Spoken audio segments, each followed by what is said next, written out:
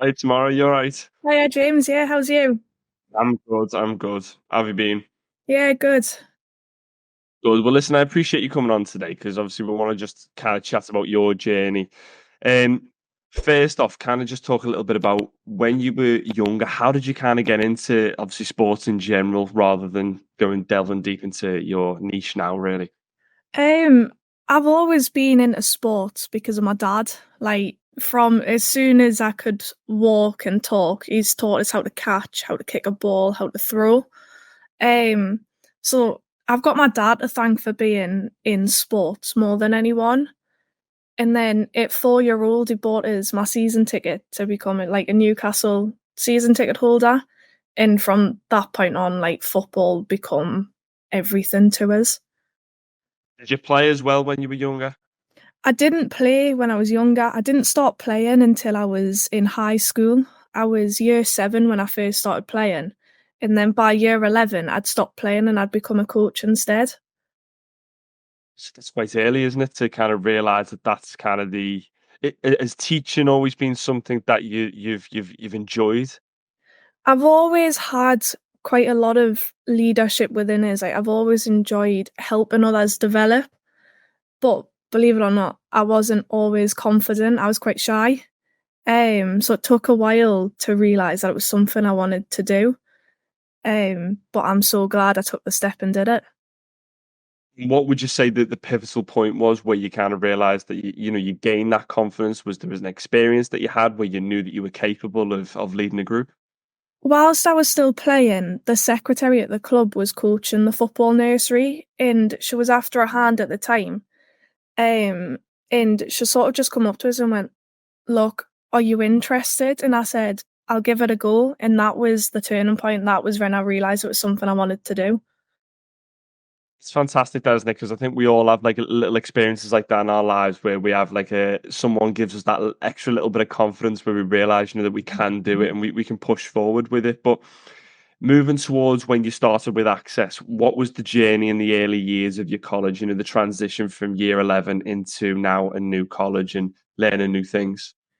To be honest, at the start, being the only female, as much as I played for a boys' football team, it was a big step. I didn't know if I'd be able to see it through because I was struggling the first few weeks. But Nick, Si, Driver, and the boys were absolutely amazing and they welcomed us into the group, which made it so much easier. Um, I absolutely loved the work I was studying, which was another positive. Um, but I must admit it was difficult, but probably the best thing I ever did. It's having that support network around you, isn't it? Because it's so important. As you say, you were kind of nervous, kind of coming onto the course, but since then, obviously, we met out in Finland, and you're best mates with all the lads, and you're taking lead on doing your certain things. And was that something before you joined the course with Access? What was the main thing that kind of made you want to join? Was there an incentive or something that you'd kind of seen online?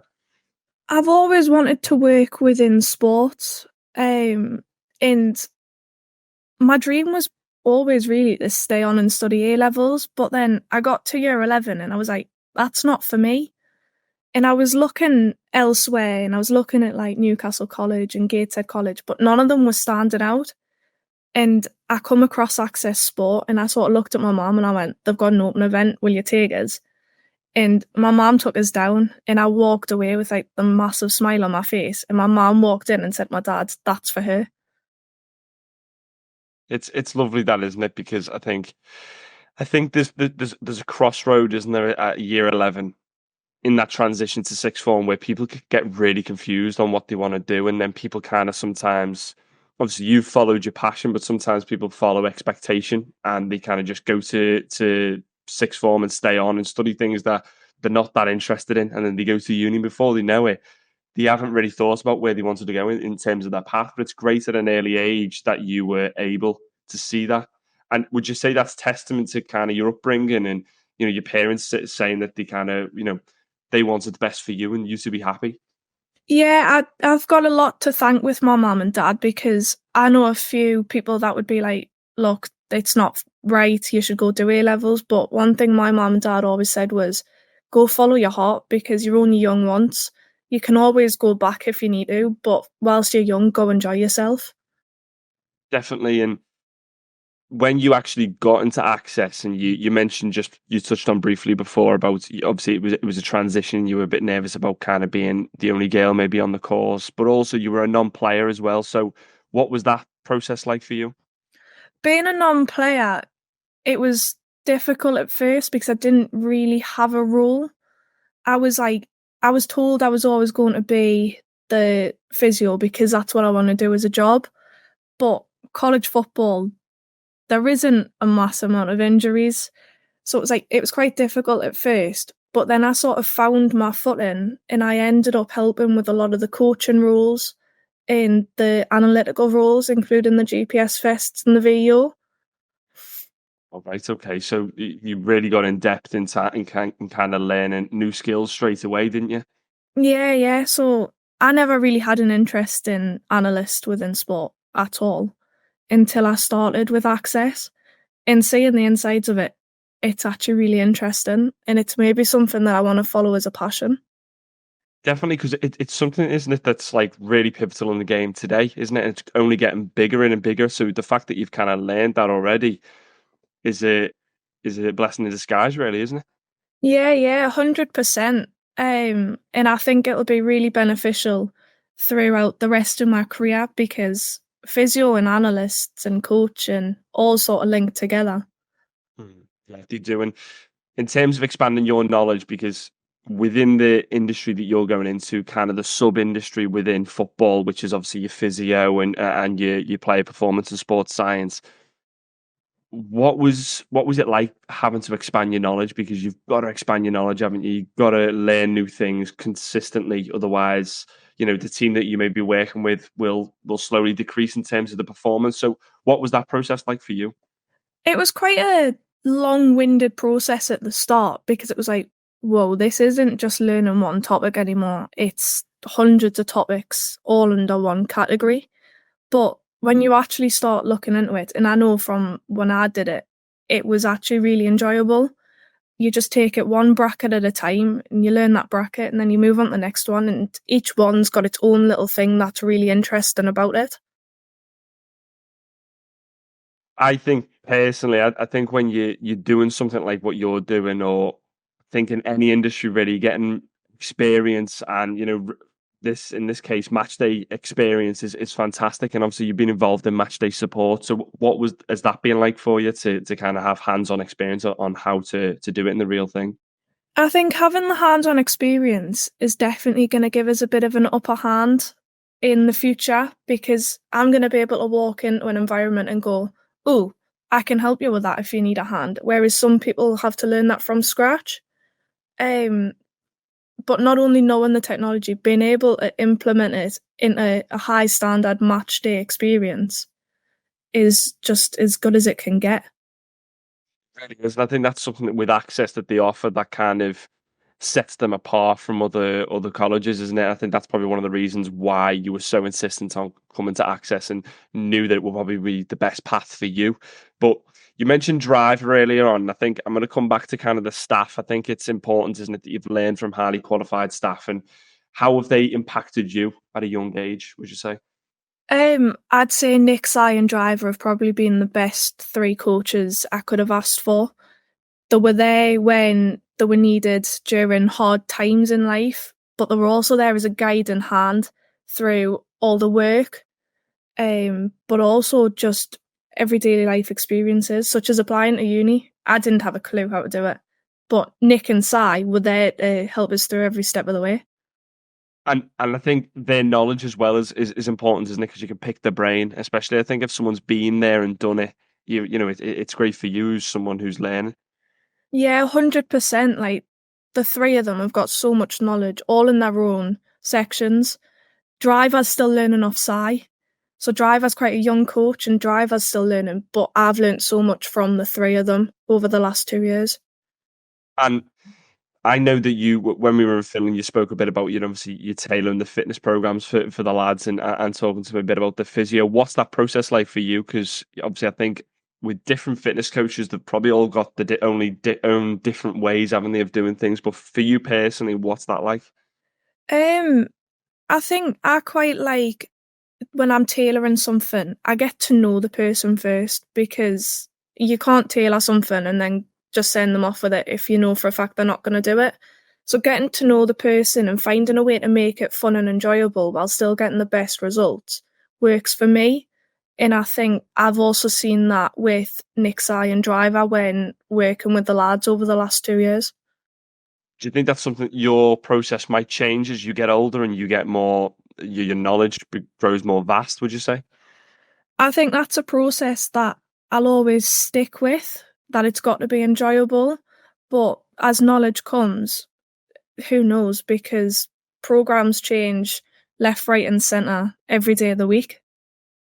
And talk to me a little bit about the national strength and conditioning and performance staff visits that you've had, because I think that's important, isn't it, to have people coming in to kind of give you a little bit of a, as I mentioned before, someone who's been there, done it, and has the experience to pass down to you.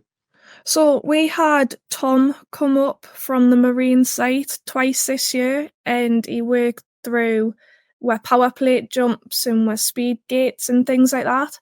And it was really beneficial to find out what they help within sports and how we've improved with a little bit of training. Um, I learned quite a lot from Tom about things like agility and how it's really important and how you can develop it.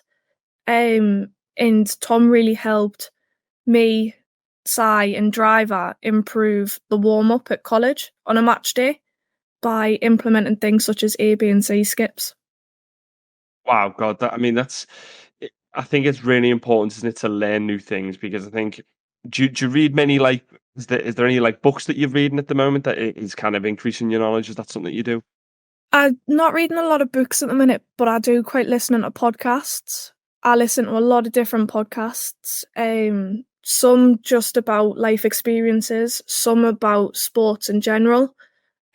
Just to get other people's experiences and how they manage situations.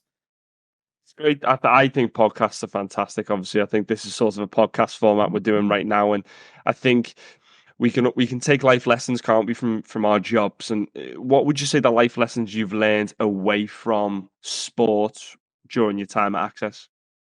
Make the most of what you've got because you're not always going to have everything you want in life or everything you need in life. So just make the most of what you've got because at times you are going to be on a bit of a windy path and it's not all going to be straightforward.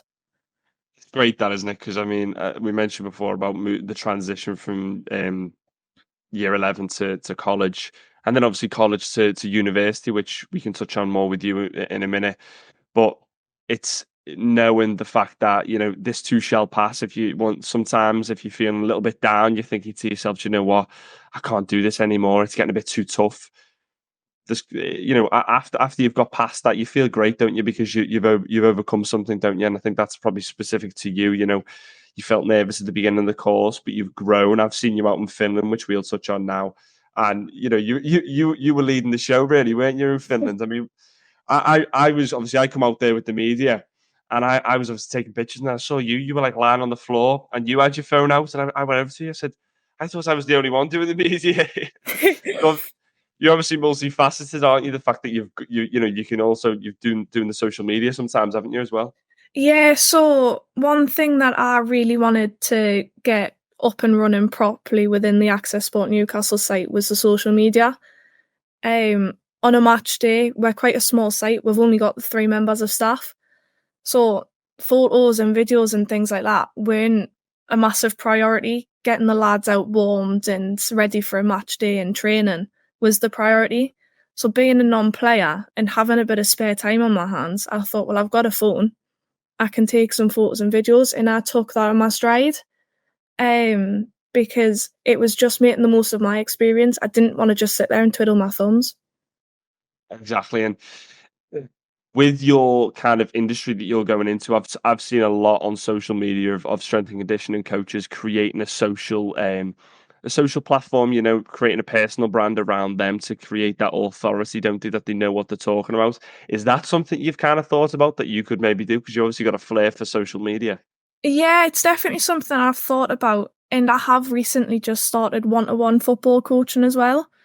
So I thought, well, hang on, let's get my name out there a bit more. So I created a Facebook page, um, Right. Okay. which is already sort of got a good few likes and shares on it. So I'm just hoping that with a bit more content that can take off. But I know that you've got to create a name for yourself in any industry that you go into. Nowadays, isn't it? It's so like social media driven in terms of people can see who you are as a person without actually getting in touch. So there could be a parent who kind of wants you to do one on one coaching with the son or daughter, and they kind of don't know who you are, and then they go on your social media page and they can resonate with you, and they go, "Do you know what? Actually, I feel comfortable with her teaching my child." But moving on to the Finland tour, because that was something that it was a good experience, I think, for a lot of the young footballers out there. So not even including you in terms of they learned a different way of football, I think, and obviously the cold was something that I think they were used to it, to be honest, because we all live in England, don't we? And it gets quite cold in the winter. But for you personally, what was that like? Because it's slightly different, isn't it? Um, Finland was probably one of the best experiences of my life. Finland was one of my bucket list countries to go to that I never thought I'd get the chance to experience. So to experience it for 12 days with probably some of my best friends was absolutely amazing. Seeing different parts of Finland, such as Helsinki and Turku, that was again amazing. Um, Seeing how football is ran in a different country was something that I didn't think I'd ever get the experience of. And it was nice to get a bit of insight that actually football is completely different over there. It's the same sport, but it's a different game. I think we had quite a couple of strength and conditioning people come in, didn't we, and talk about that. So I'm sure you probably took the most out of that, if anything, would you say? Yeah, I really loved the strength and conditioning sides of the lessons that we did because I took a lot of information away from them, brought it home, brought it into my own work within the college, but also just locked away within my knowledge, ready to start university in September. On that note, talk to me about university. What have you decided to do, and where have you decided to go? I am studying sports and exercise science at Northumbria.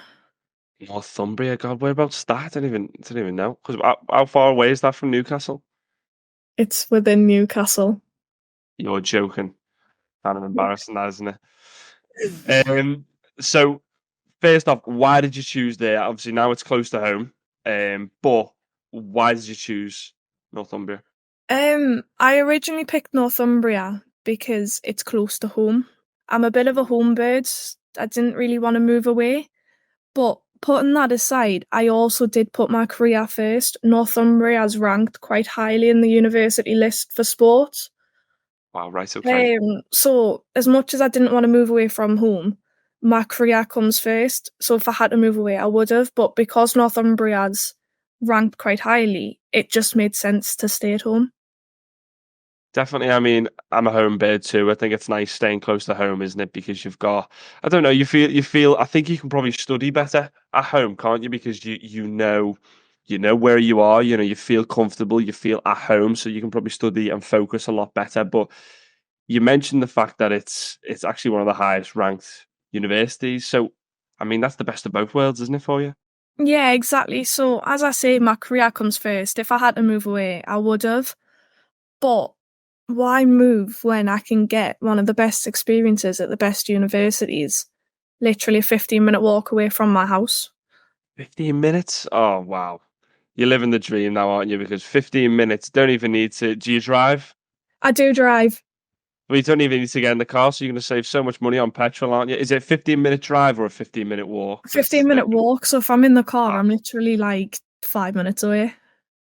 And are you gonna walk, or do you think there'll be some days that you go, do you know, I'm just gonna get in the car if I'm it's gonna raining? walk most of it, but if it's like absolutely starting down, which Newcastle's 95% of the time, I'll probably go, hang on, I'm just gonna take the car. Take the car, yeah. But I mean, it is great, isn't it? The fact that you've kind of found this next step away from college after university. I know it's probably how long's the course? Three years, is it? 3 to 4 year, depending if I do a placement year. Right. Okay. So it's an extensive amount of time, and you'll be into your 20s when obviously you finish. What What are your next goals? I know it's far away, and I know it's probably an unfair question, but kind of what do you think that you kind of would like to be in the next 5 years? Within the next 5 years, I kind of want my foot through the door working within sports, no matter what setting it is, football, rugby, tennis. I don't mind. I just want to be within the sports setting. The dream's always to be a sports physio or sports therapist. However, studying sports and exercise science, I'm going to be looking at the analytical side of things a bit more as well. So my path might change again, and I might end up down the analytical side, but a sports scientist is the end goal. It's great the fact that you've got that knowledge, the viewpoints anyway, because I think someone of your age kind of can maybe think, this is where I want to be, and if I didn't get there, I don't know what I'd do. But the fact that you've kind of got contingencies, and you know that, right, if I wasn't there, then I'd probably do this, or the fact that you've noticed that there's a huge amount of the market is with the technical side, and you're gonna learn that process as well. So it's great that you've kind of got that mindset such a young age anyway, and you're going to university, and you're already starting with a great mindset, a winning mindset. But if we just talk a couple of quick fire questions to kind of end, talk to me a little bit about how Access has kind of broadened your horizons in terms of your mindset and you as a person. I think it's broadened my horizons because it really has taught us to make the most of what you've got, because you aren't always going to have everything handed to you on a plate. Um, Losing games, we lost the league in the last 5 minutes of the last game of the season. Like, that was heartbreaking, but what it taught us was you're not always going to win. Sometimes you've just got to pick your head up and move forward. So that was really, really beneficial from the college. It's fantastic viewpoint, that, isn't it? Because I mean, all teams have lost games, all teams will lose games. It's about how you bounce back and how you. I think it's more the fans sometimes, isn't it? And obviously, you're a massive Newcastle fan. I'm a big Liverpool fan, and when you lose games in the last minute, and I know you guys lost in the last minute to us last season, but it's heartbreaking, isn't it? And I think it's the players who move on quite quickly, don't they? But it's the Yeah, yeah. fans who kind of the next day in work, they're feeling crap, or they go to bed straight after the game. But the players move on quickly, and I think the fact that you've been involved in that culture has set you up, hasn't it, for your future? Yeah, it's definitely allowed us to just put things behind us, because the past is in the past. You've got to focus on the present and the future.